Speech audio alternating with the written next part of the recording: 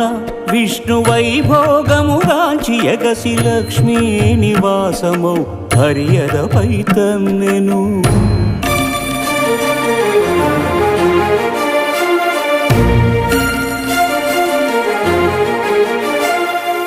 మహాపరాధము చేసితి మన్నింపుము,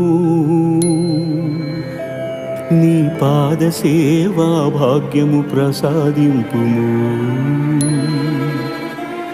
అని భృగు పదముల నదిమెను. అజ్ఞాన నేత్రమును చిది